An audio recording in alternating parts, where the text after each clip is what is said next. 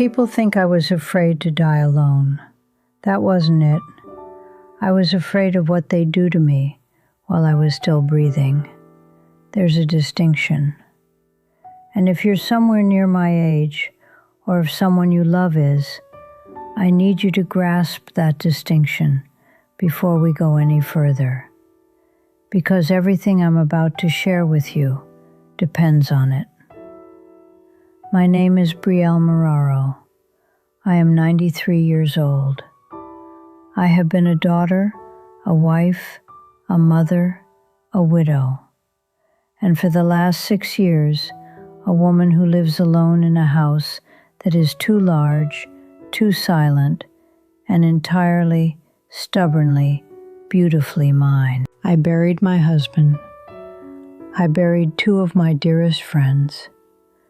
I watch my children grow into people who worry about me in ways that are tender and suffocating in equal measure, sometimes within the same hour. I've spent more time than I care to admit sitting in the green armchair by the window, the one Harold always said clashed with everything, thinking about what it truly means to be old in a world that has decided old is a problem to be handled. I want to tell you about the year my daughter Catherine decided I needed help, and what happened when we tried to find it. It's not a clean story.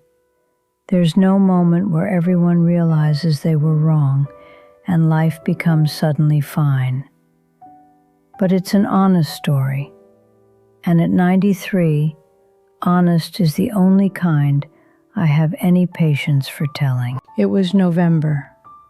The trees were already stripped bare, and the light had that flat gray that makes everything look a little worn down.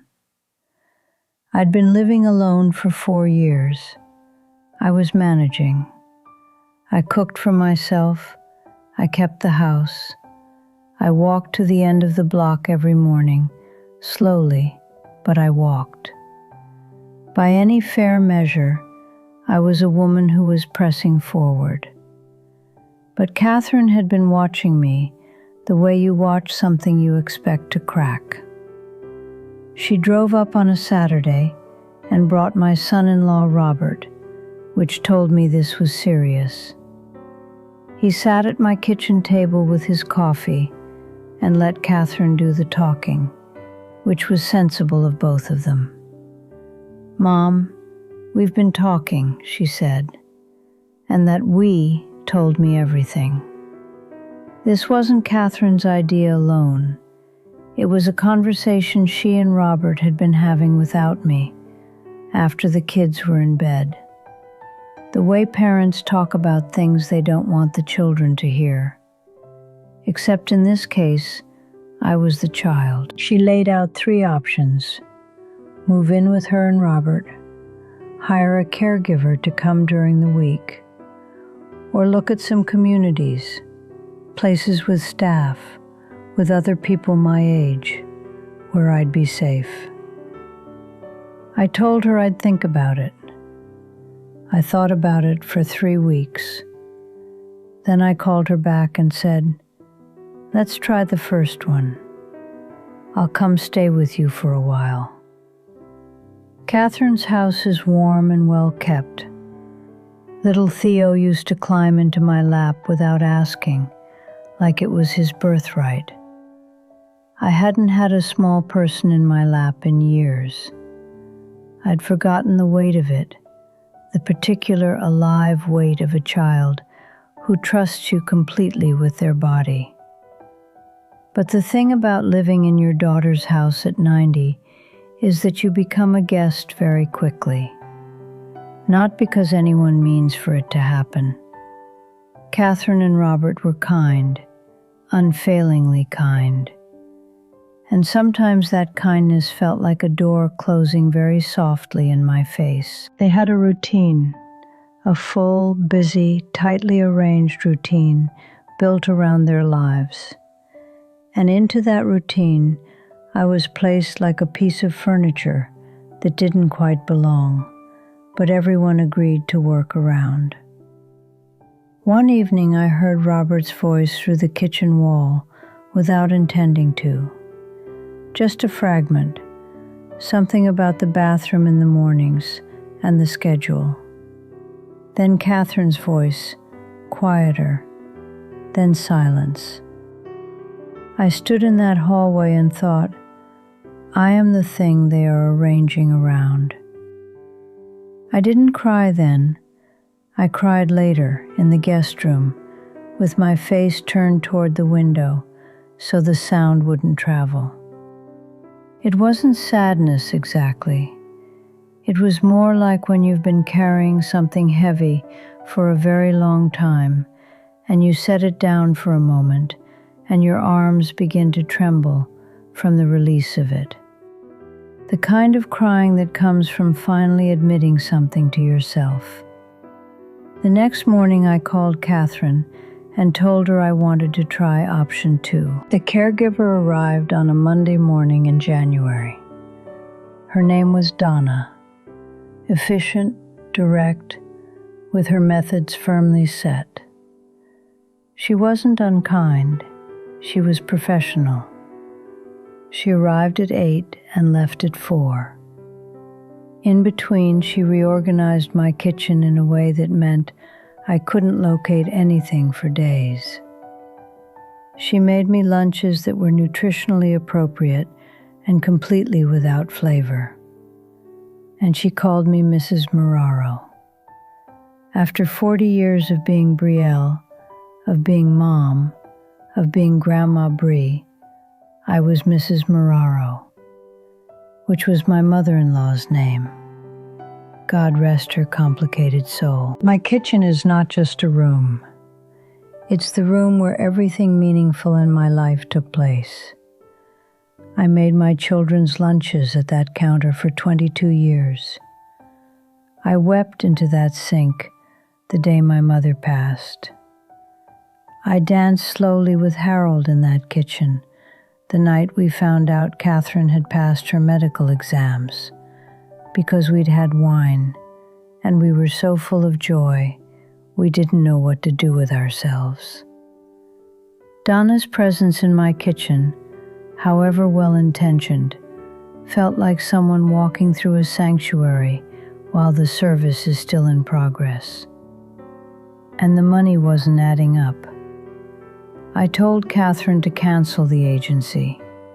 She cried. I said, "This isn't a tragedy. This is just thinking." She said, "Mom, then what?" I said, "Let me think." What happened next was not planned. I was tired and lonely, and I went outside to collect the mail. Standing at the mailbox next door was a young woman I hadn't properly met yet, struggling with a stroller, a paper bag of groceries, and a toddler who had decided this was the precise moment to sit down on the sidewalk and refuse to budge. She had the look of someone who'd been holding everything together all day with one hand left and needed just one more. I know that look. I wore it for 15 years raising children and keeping everything moving. I said, "Can I hold something?" She looked at me the way you look at someone when you've been running so hard you forgot other people exist. Then she said, "Yes, please." I held the paper bag. She picked up the toddler. That's how it started. Not with a plan. With a paper bag and a child who didn't want to walk. Her name was Nadia.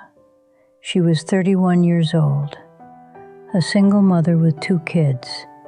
Eli, 18 months old, all energy and strong opinions, and Sophia, 7, with her mother's eyes and her own very firm ideas about most things. Nadia had moved to the neighborhood following a job that was cut 4 months after she arrived. No family nearby. No one to call at 7 in the morning when Eli had a fever and she needed to get Sophia to school. She had no one to call. That's the part that reached me. I knew that loneliness.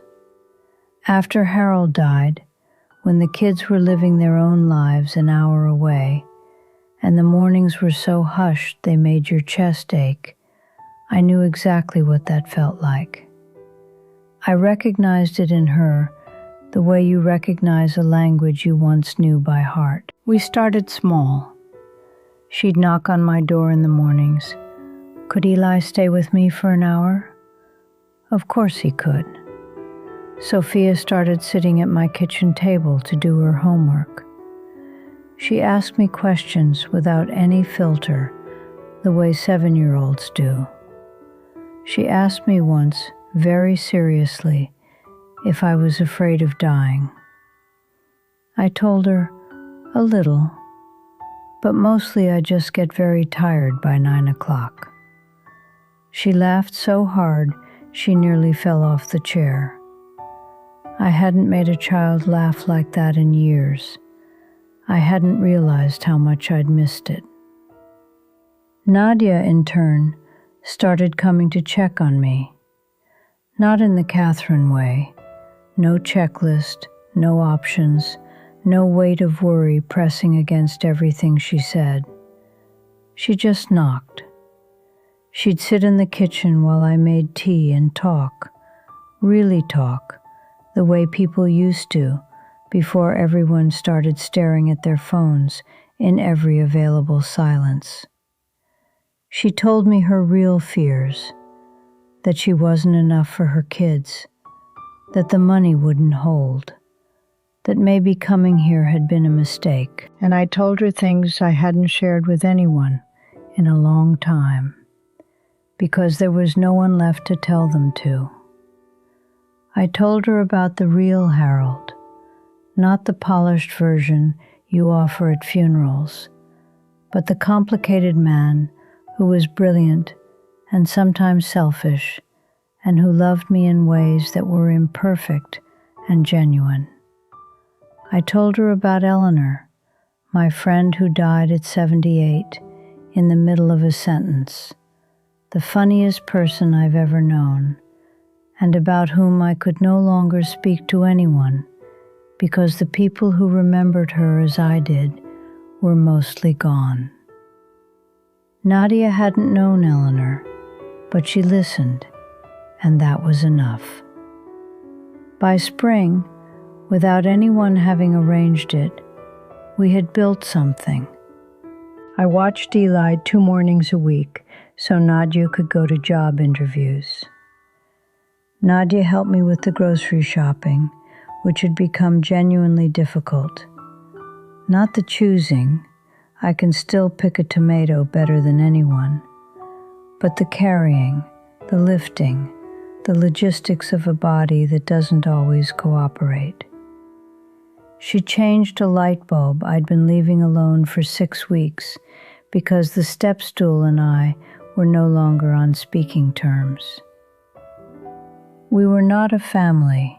I want to be clear about that. We were neighbors in the original sense of the word, people who needed each other and showed up for each other and asked for help and offered it without making a production of it. My mother's generation would have recognized it immediately. Mine recognized it with a kind of grief because we'd been so consumed with building lives that shielded us from each other that we'd forgotten this is how people used to live, how people used to endure. Catherine came to visit in April. Before she left on Sunday, she said, "Mom, you seem..." and she stopped. I waited. She said, "You seem like yourself." I didn't know what to say. I hadn't known I'd stopped seeming like myself. But I think she was right. I'm 93 years old. I live alone. I'm still afraid most days. But I've come to understand that fear is not what decides whether you live well. What decides whether you live well is whether you choose every day to keep reaching across the space between yourself and another person and offering whatever you still have to give. Don't go somewhere to be looked after before you've tried something else, before you've knocked on a door, before you've held a paper bag, before you've sat across a kitchen table from someone who is struggling in a different direction than you are, and discovered that two struggles faced together are sometimes lighter than one. I'm not telling you it's easy. I'm not telling you it solves everything. I'm 93 years old. I'm done pretending that anything solves everything. But I'm still here, in my house, in my green armchair, with my late dinner and my grandchildren on Sundays and Sophia's footsteps on my porch. And Eli, who is 3 now, told Nadia last week, without anyone asking, that I'm his best friend. I had to pretend I was looking for something in the kitchen so she wouldn't see my face. That is enough. That is, I have finally understood exactly enough.